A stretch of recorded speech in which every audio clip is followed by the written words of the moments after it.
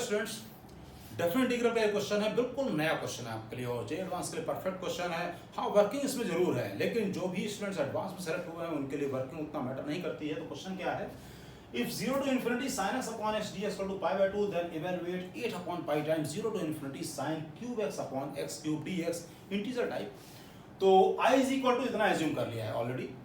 अब यहाँ पे बाय पार्ट्स करते हैं। 1 अपॉन एक्स क्यूब को ले रहे हैं सेकंड फंक्शन और साइन क्यूब एक्स को first function. 1 upon x cube का इंटीग्रल होता है -1 अपॉन 2x स्क्वायर और साइन क्यूब एक्स का डिफरेंशिएशन होता है 3 sine square x cos x. तो अब इसको लिख लेते हैं minus sine cube x upon 2x square, limit from 0 to infinity, minus में साइन क्यूब एक्स का differentiation 3 sine square x cos x और 1 अपॉन एक्स क्यूब का -1 अपॉन 2x स्क्वायर, तो ये प्लस हो गया अपॉन 2x स्क्वायर। अब इसके बाद जब इन्फिनिटी इसमें हम पुट करेंगे तो साइन इन्फिनिटी पता नहीं क्या होता है, लेकिन होता जो भी है -1 से +1 के बीच में होता है।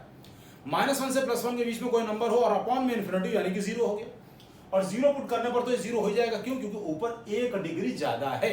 Sign square x upon x square चलो 1 हो गया, लेकिन एक साइनस फिर बचा ना, तो साइन 0 कर देगा वो, यानी कि ये तो निपट गया। अब बचा कितना?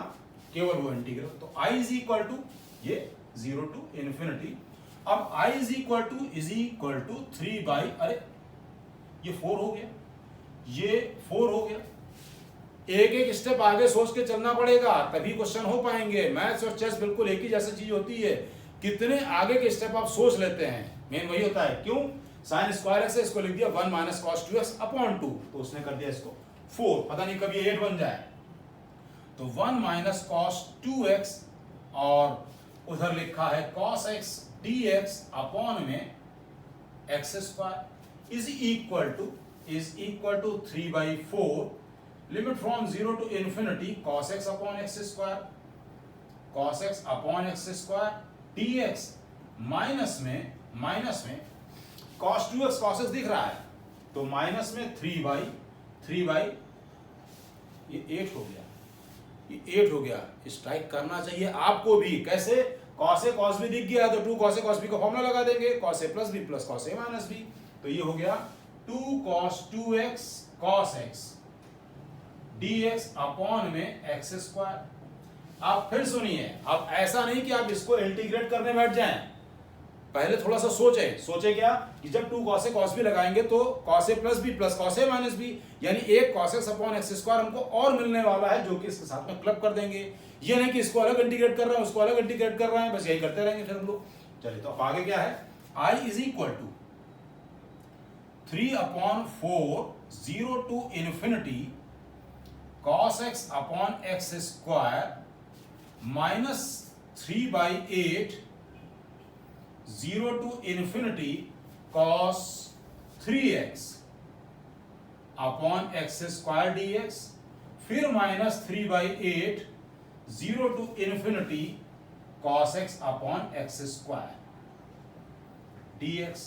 यहां पे लगाया ना, तो 2 cos a cos b हो गया, cos a plus b cos 3x plus cos a minus b यानी cos x। अब ये इसके साथ में क्लब हो गया, ये इसके साथ में क्लब हो गया, तो हमें मिला कितना?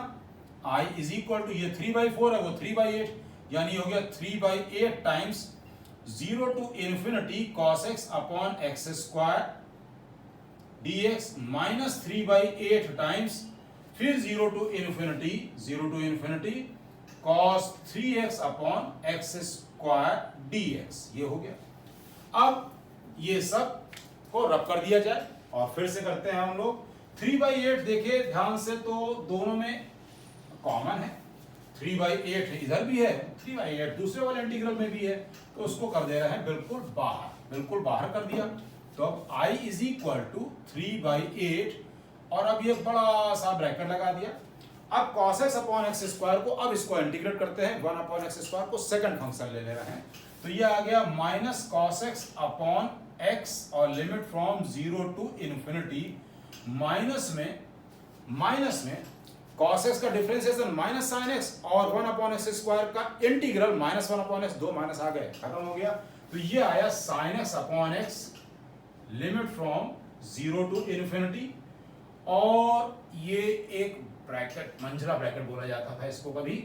माइनस में फिर से ब्रैकेट लगाया, cos 3x को ऐसे ही रखा, cos 3x को ऐसे ही रखा, और 1/x² का -1/x, और limit from 0 to infinity, minus में cos 3x का इंटीग्रल, cos 3x का sorry differentiation 3 sin 3x, minus में तो ये हो गया 3 sin 3x, और एक माइनस में ये भी मिला, और फिर ये ब्रैकेट लगाया और ये बड़ा वाला ब्रैकेट लगा दिया। अब आगे समझा जाए तो इसका मामला तो पूरा खत्म हो चुका है, इसको कर दें हम लोग रफ, इसको रफ कर देते हैं। अब क्या हुआ, I इज इक्वल टू, जो क्वेश्चन की ब्यूटी है वो ये है कि आप यहां पर, अगर आप यहां पर इन्फिनिटी या 0 पुट करने लगेंगे cos x/x में दिक्कत में आ जाएंगे, लेकिन अगर यहां पर cos 3x minus cos x/x में अगर हम इन्फिनिटी या 0 पुट करेंगे तो ये दिक्कत में नहीं आएंगे। क्यों? क्योंकि उस केस में हमको 0 मिल जाएगा। तो ये आ गया cos 3x minus cos x/x limit from 0 to infinity, और ये तो हो गया π/2, ये π/2 हो गया, और प्लस में 3 टाइम्स 0 to इन्फिनिटी, इस sin 3x/x का खेल भी देख लेते हैं साइड में। अगर हम इसको u मान लें, मतलब ये sin 3x/x